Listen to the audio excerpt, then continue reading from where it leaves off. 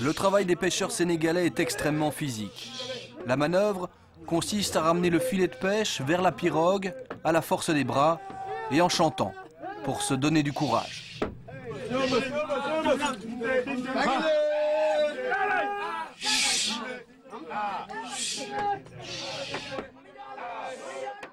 Voilà déjà 2 jours que ces pêcheurs ont quitté le port et pourtant leurs prises sont loin d'être miraculeuses.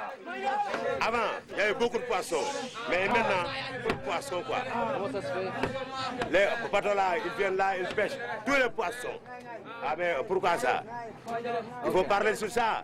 Les Français, les Espagnols, tout ça là, ils viennent pêcher ici chez nous. Concurrencés de manière bien inégale par les chalutiers de l'hémisphère nord, équipés de filets géants et armés de treuils mécaniques, les pêcheurs artisanaux ont dû quitter les eaux sénégalaises pour traquer les poissons toujours plus loin vers le large.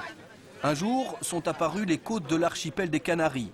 La route vers l'Europe était tracée et ils sont des milliers depuis à l'avoir empruntée. Moi j'essaie d'aller en Espagne, dans les pirogues là. Moi j'ai même traversé le Maroc. En arrivant, en voyant les lumières espagnoles comme ça, c'est là où on a tombé en panne. On a fait 14 jours en mer, sans manger, sans boire. Embarqués par dizaines sur ces pirogues avec vivres, eau et carburant, ils sont plus de 50 000 à avoir réussi à rejoindre les Canaries sains et saufs. Mais des milliers d'autres jeunes Africains ont eu moins de chance. Ils ont péri en pleine mer, de froid, de faim, d'épuisement. Combien étaient-ils? Mystère. Les statistiques officielles n'existent pas. Parmi ces nombreuses victimes, le fils de Yayi Bayam Diouf. Aloudmar. Il s'appelle Aloudmar. Aloudmar s'est noyé dans l'Atlantique avant d'avoir atteint son but. Il a tenté donc la traversée. Oui. Pourquoi est-ce qu'il est parti selon vous? Pour avoir du travail et pour m'aider. Aloudmar a embarqué à bord d'une de ses pirogues avec plusieurs des amis de son quartier. Aucun d'eux n'a survécu à la traversée. Anéanti par la douleur, Yayi a monté une association de lutte contre l'immigration pour dissuader les candidats au départ, pas toujours évident. Elag, par exemple, a déjà tenté 3 fois de partir pour des raisons économiques uniquement. Pour retenir quelqu'un, lui dire non, ne va pas, ne pars pas, c'est risqué, mais d'accord, c'est risqué, tout le monde le sait. Mais si on fait quelque chose, si on peut trouver à manger, trouver à travailler, se vêtir, se soigner, régler ces problèmes, et on ne trouve pas de travail, c'est ce qu'il faut faire. Mais la peur de partir n'existe plus. Parce que, selon certains dire, Barzakh ou Barça. Ce qui veut dire? Ça veut dire mourir ou aller à Barcelone. Aux commandes de cette vedette de la marine sénégalaise, le commandant Diop. Sa mission est d'éviter d'autres pertes humaines. C'est une situation vraiment catastrophique parce que il ne gagne rien pour moi. Débordés par le flux continu des migrations irrégulières, les autorités européennes et sénégalaises ont déployé le dispositif Frontex. Des hélicoptères, des avions, des bateaux assurent des rondes permanentes pour tenter d'intercepter les pirogues en route pour les Canaries.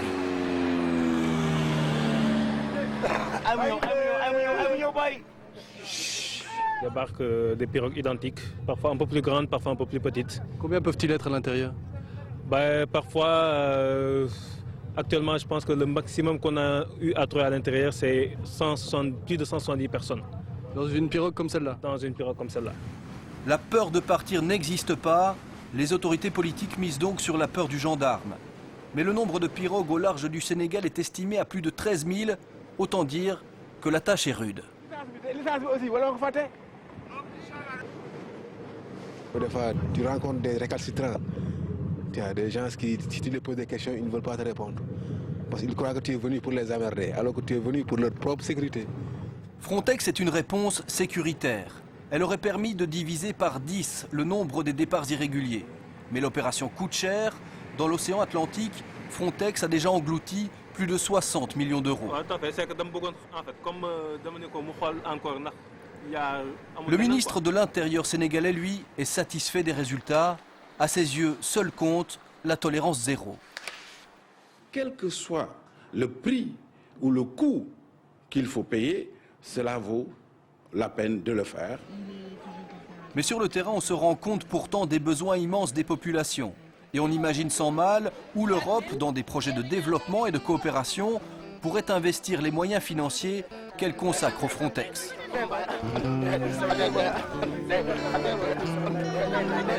Car malgré le dispositif policier, les traversées périlleuses continuent. Les départs se font simplement de plus loin pour tenter de déjouer la vigilance des patrouilles. Cela augmente juste encore un peu plus les risques. Rien n'y fait, certains n'ont qu'une idée en tête, l'Europe.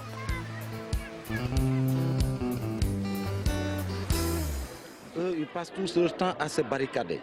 Migration, immigration. Ils barricadent leurs frontières.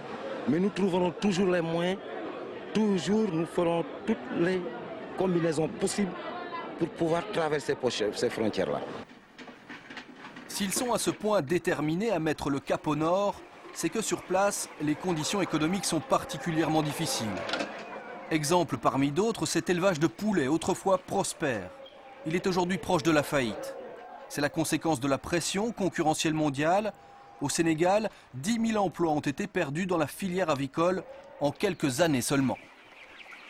Ce sont les importations qui nous ont mis à genoux, les importations de cuisses de poulet et de poulets congelés, venant d'Europe, venant des États-Unis, du Brésil. L'Europe, pourtant, aimerait encore imposer davantage de libre-échange. Au nom du principe de la circulation sans entrave des biens et des marchandises, l'Union veut un accès sans condition pour ses produits au marché africain notamment.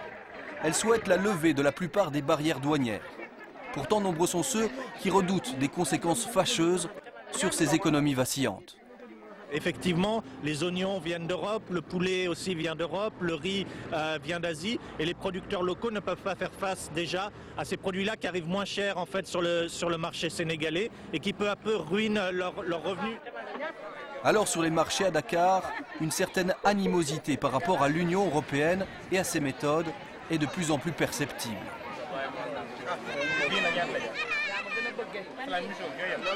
L'Europe veut qu'on ouvre les frontières pour qu'elle fasse entrer ses matières premières, ses produits industrialisés, que l'argent circule à travers des mouvements que nous connaissons.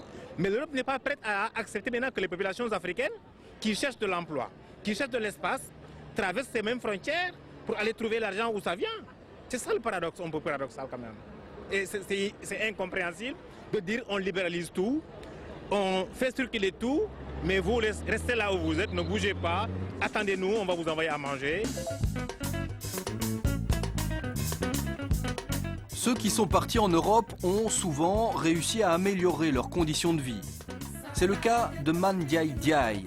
Ce Sénégalais a réussi, avec un petit capital cumulé en Europe, à monter un projet touristique dans son village natal. C'est la maison d'accueil où on accueille les touristes qui viennent ici pour découvrir la vie des habitants du village de Yolkad. Et voilà. Mandiaye est, comme on dit là-bas, un Sénégalais de l'extérieur. Il partage son temps entre le Sénégal et l'Italie. Son projet met l'accent sur le tourisme éthique, à la rencontre des habitants du village. Mais avec l'argent gagné en Europe, il a pu aussi financer un projet de développement, un puits, pour irriguer 5 hectares de terrain dans cette zone aride. Derrière chaque Sénégalais de l'extérieur, il y a du monde à nourrir, il y a du monde à aider, il y a des villages comme Yolkad. Très attachés à leur pays d'origine, les Sénégalais de l'extérieur investissent chaque année des dizaines de millions d'euros sur leur terre natale. Mais pour l'instant, les autorités européennes n'encouragent pas vraiment ce genre de migration circulaire. L'obtention des visas reste bien difficile quand on est africain et qu'on veut se rendre en Europe. Alors en attendant les voies légales pour migrer, ils sont nombreux à garder le sentiment que la vie serait plus clémente, loin de chez eux, loin du chômage ou des conditions de travail pénibles. À les écouter, tout s'arrangerait, sous les cieux européens. On veut y aller en Europe. On veut y aller en Europe, travailler là-bas et amener beaucoup d'argent ici, de belles voitures, de belles maisons. Des rêves d'Eldorado peut-être largement surestimés mais bien tenaces. Il reste l'un des moteurs à la volonté de partir, de tout quitter, quels que soient les risques liés à la traversée. Si je vois une pirogue aujourd'hui, je vais repartir, Inch'Allah. Barcelone ou la mort, le slogan reste terriblement d'actualité.